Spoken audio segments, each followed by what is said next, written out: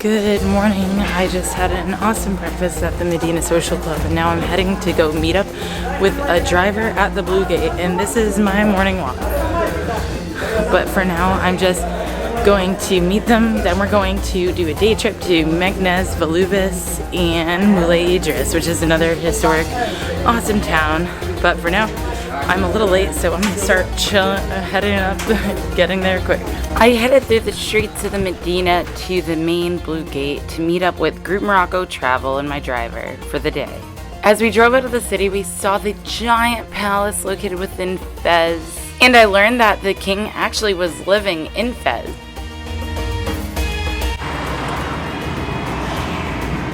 The whole thing? Yes. Wow. 82 hectares. You'll see him a lot? No. Or no? No, just people walk. These are the Reef Mountains right outside of Fez, and then to the left, way out there, are the Middle Atlas Mountains.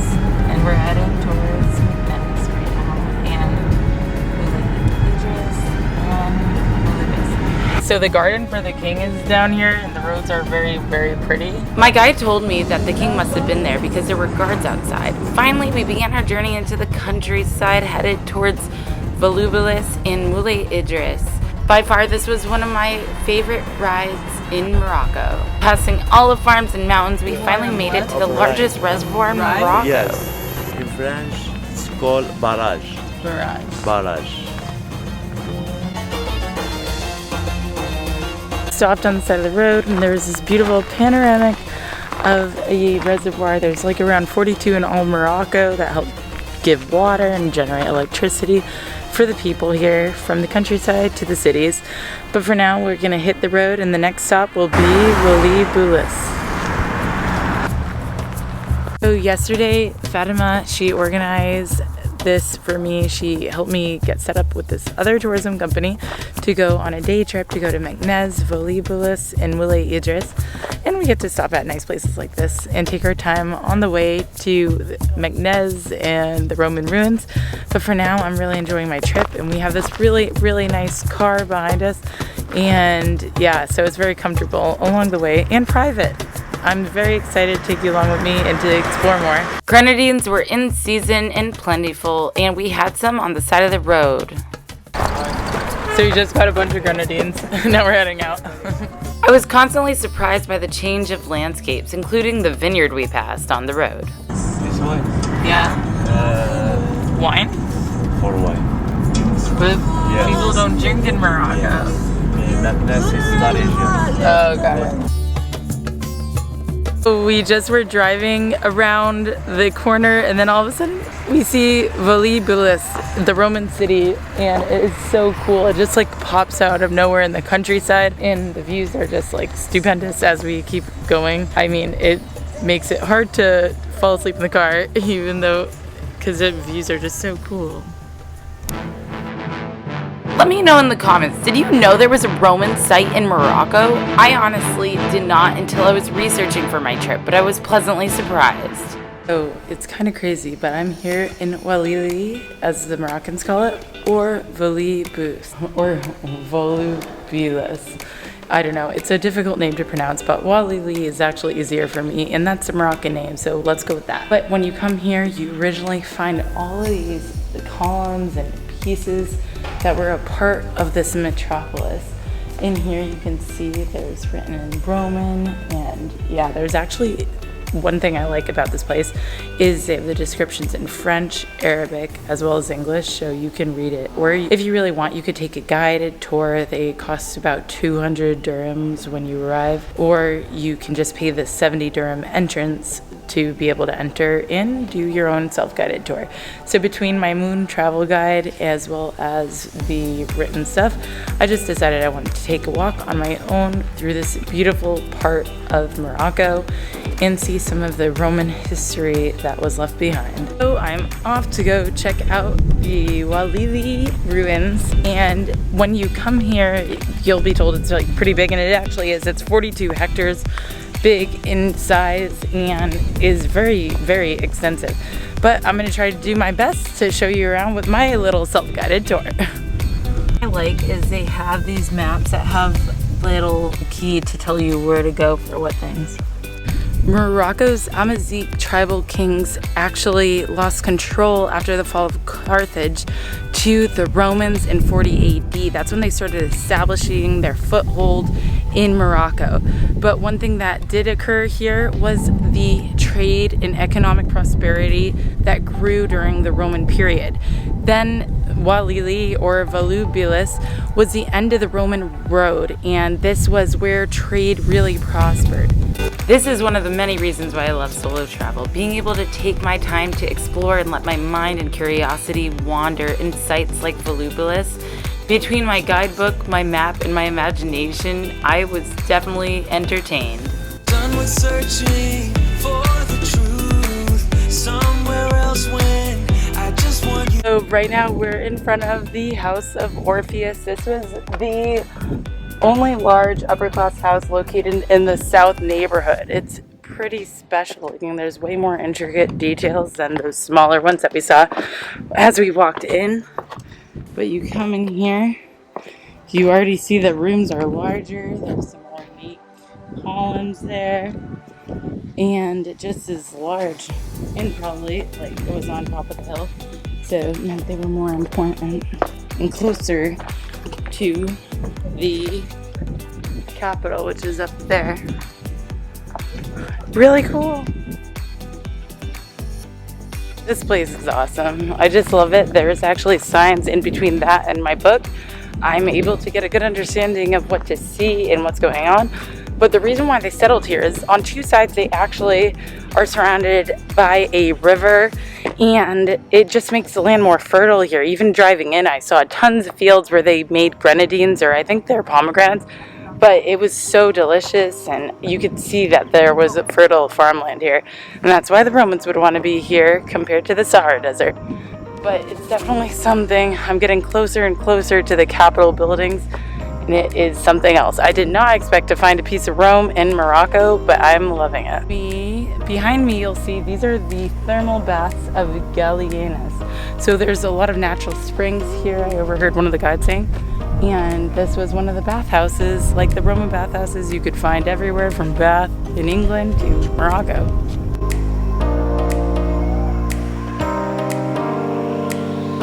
This was the forum, the center of political and economic life in Roman times. And as you can see, there was a lot of space up there for probably trade to occur or people to hang out. I don't know. But this place is huge, and I am like, not sure I can explore the whole thing, but I'm glad to get a good chunk of it done. And then head off to Moulay Idriss and then Meknes. House of the Acrobat, because this guy's riding a donkey backwards. They got a sense of humor in Rome. This is the Arch of Qara. It was constructed in 217, but it actually was never finished until the French Protectorate in the 1930s completed it in 1934. They also made an inscription, but this was basically to honor the emperor, but he ended up dying before it was finished because he went to go relieve himself and got murdered. But that's another story. But for now, let's get out of here and head to Meknes and Moulay Idriss. This is the main street, the Decumanus Maximus, and it's the biggest thoroughfare throughout the whole thing. You see the road is very wide and straight, and this was the Triumphant Gate, and that's the Tangier Gate that would lead all the way to Tangier. But it's definitely a unique place and well preserved for like it being here for so long without excavation until I think it was 1915. But I actually really need to go probably, so let's head out. But that's the positives of getting a private driver.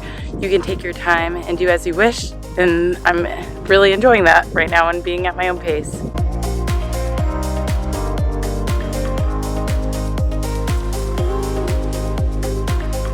Time. Bye Walili and bye Volubilis. This is awesome. Next up, I think we're heading that way to Moulay Idriss, another ancient town of Morocco. Let's go. Not far from Volubilis is the Islamic holy site of Moulay Idriss, a town where in the 8th century Moulay Idriss brought Islam to the area. Welcome to Moulay Idriss, and this used to be actually restricted to only Muslims. If you were non-Muslim, you couldn't sleep overnight here, and you couldn't actually visit Moulay Idriss because it's a very holy place. Now you can come here, and it's nestled in the mountains right near Road-Volubilis or Walili. And now I'm really excited to show you this beautiful town and experience Moulay Idriss with you.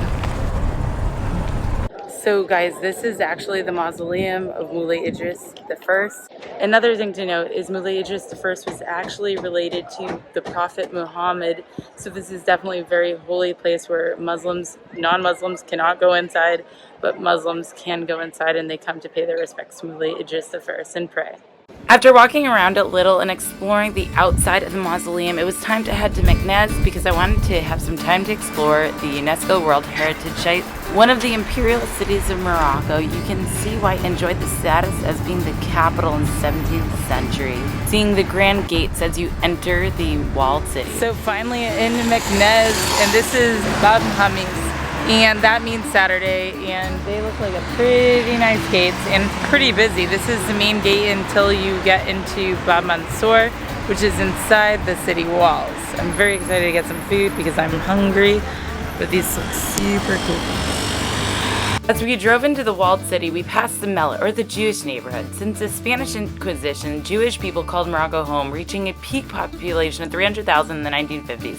However, since the migration of many Moroccan Jews to Israel, the population has waned to about 5,000 or less in the whole country. It was really interesting to see the Jewish schools and neighboring mosques in the old city. As we drove into the center of life of Meknes, we saw Bab Mansour, a huge gate that is one of the prime attractions of Meknes.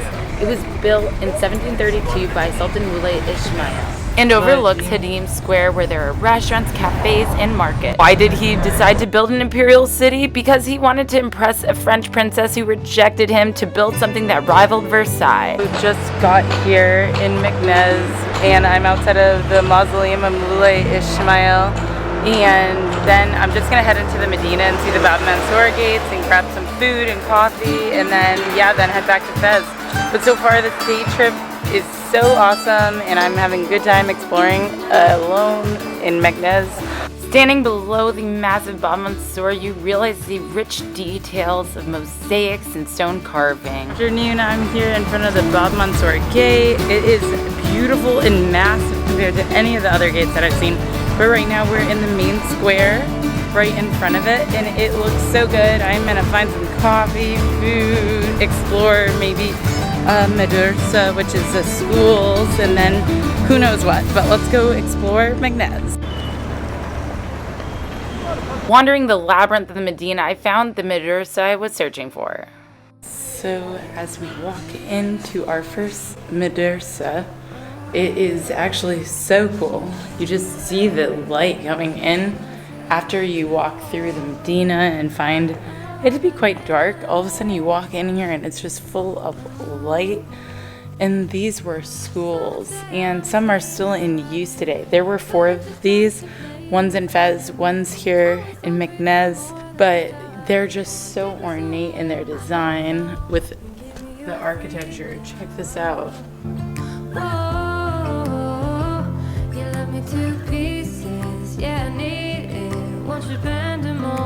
It is definitely a unique place to see and one of the top attractions when you're in Meknes. I think it's definitely worth coming by if you really like architecture. It is kind of sad. I see some things are kind of falling apart, but it is really old. But otherwise, if you're really into this stuff, it is a beautiful place.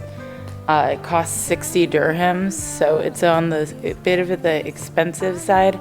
Some in Fez are about 20, but I wanted to see what it was like to show you guys.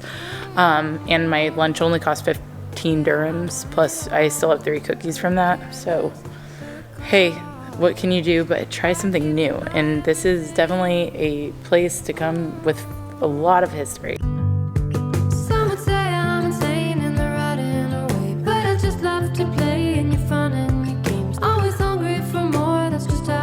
So guys, see that small door?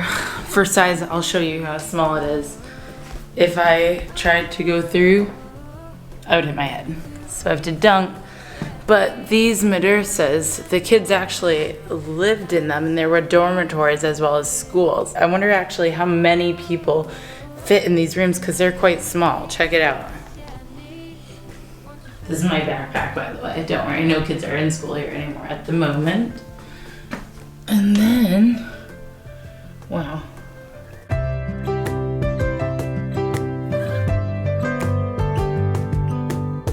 There's up and up we go in the Medina of Meknes. Where does it go? Wow. The secrets that lie in the Medina.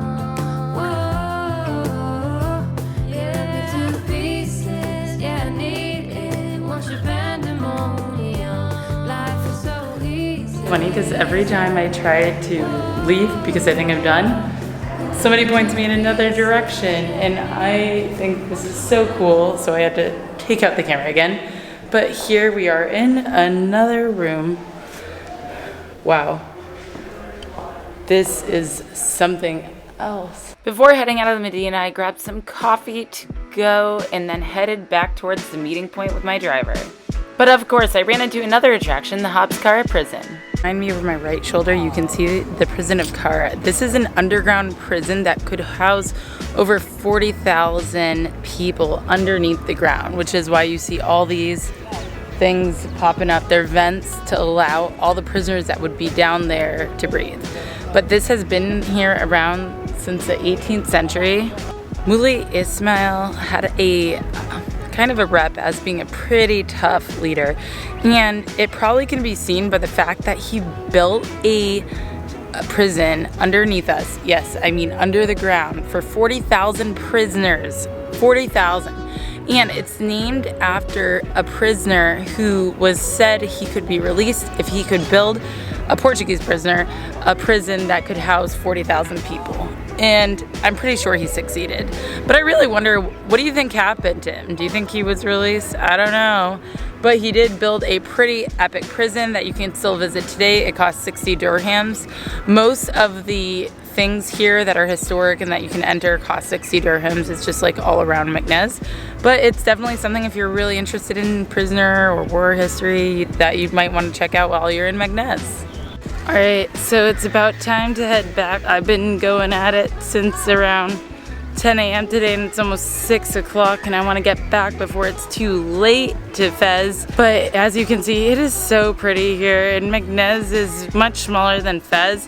So if you want a place to come that's a little more bit relaxed and not as much of a big city vibe, then I would definitely recommend it. I loved my day trip so far. It included coming to Road-Volubilis or Walili, then to Moulay Idriss, and now finally to Meknes before heading back to Fez. But this is definitely worth it if you want a car to take your own pace and do your own thing. It isn't really much of a guided tour as it is a private driver for the day.